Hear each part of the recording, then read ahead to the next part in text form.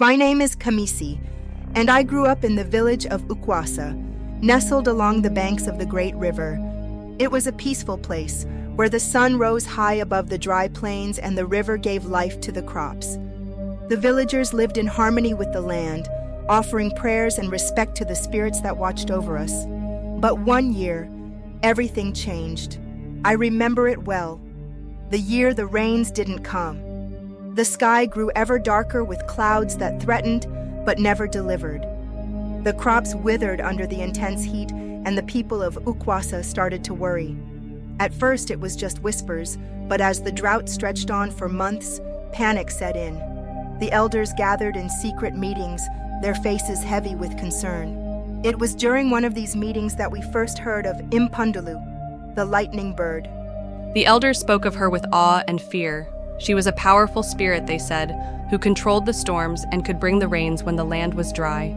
But Impundulu was no ordinary spirit. She was fierce, untamable. The bird could summon lightning with a single flap of her wings, and if provoked, she could strike down even the bravest of warriors. I was a young man then, eager to prove myself, and like many others, I was frustrated. I watched as the crops failed, the fish disappeared from the river, and the people of Ukwasa grew desperate. Our village elder, Bongani, was not immune to the stress. He had always been a wise and kind man, but this drought had changed him. His once calm demeanor had turned to one of intense urgency. I remember one night, when the stars were hidden behind thick clouds, Bongani called for a meeting at the center of the village. We gathered around the fire, the flames flickering in the cool night air. "My people," Bongani said, his voice strong yet full of strain. "The spirits have turned their back on us, but there is one who can help. I have heard the old stories. There is a spirit, a powerful bird of lightning, known as Impundulu. She commands the skies, and if we can find her and earn her favor, she will bring the rains." The elders hesitated. Some whispered, urging caution, but Bongani was resolute. "I will go," he declared, "and I ask for volunteers to accompany me. We will seek out Impundulu and bring the storms back to our village." I felt a mix of excitement and dread. I knew the risks, but my pride and desperation overpowered my fear.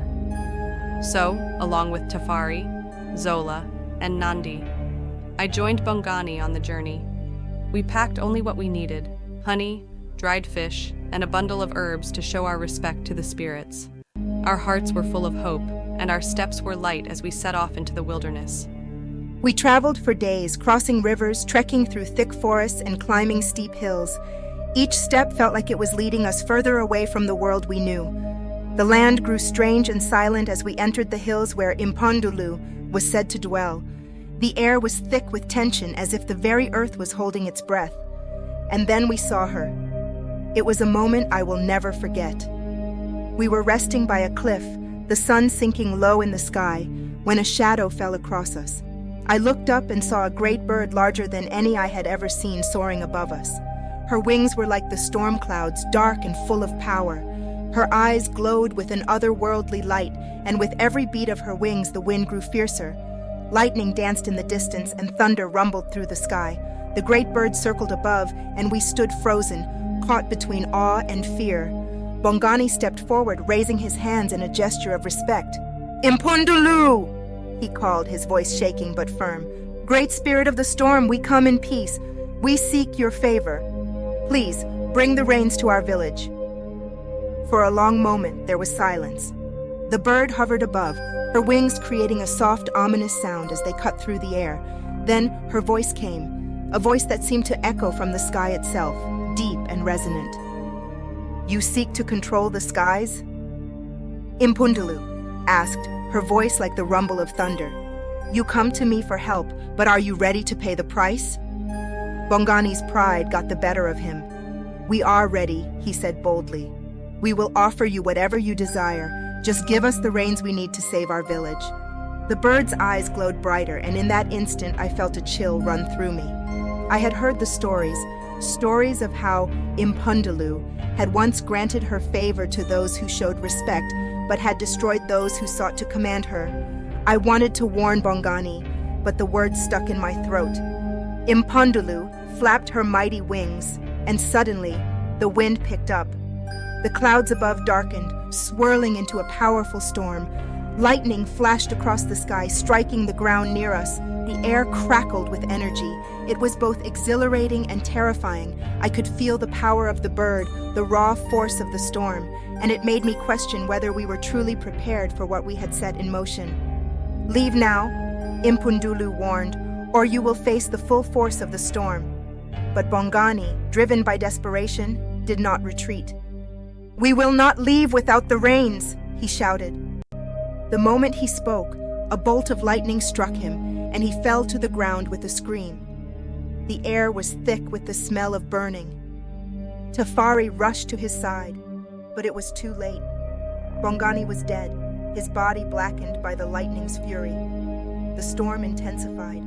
The wind howled like a beast, and the rain began to fall, heavy, relentless, and violent. We ran, stumbling through the rain and mud, our hearts pounding in terror. But the storm pursued us, and the lightning bird circled above, watching us as if to remind us of the price we had paid for our pride. When we finally returned to Ukwasa, the village was in ruins. The river had swollen with the rain, flooding the crops. Homes had been destroyed by the wind. The people, once hopeful, now looked to the sky in fear, their hearts heavy with the knowledge of what had happened. The elders gathered that night. There was no joy, no celebration of the rains that had come. We had lost Bongani, and the storm had taken more than we had bargained for. We had come seeking control, but we had learned that some forces of nature were beyond human understanding. And so, from that day forward, the people of Ukwasa remembered the wrath of Impundulu. We never again sought to control the spirits. Instead, we respected them, honoring the balance of nature and living in harmony with the forces that shaped our world. As for me, I became one of the new elders, always remembering the price we paid for our arrogance.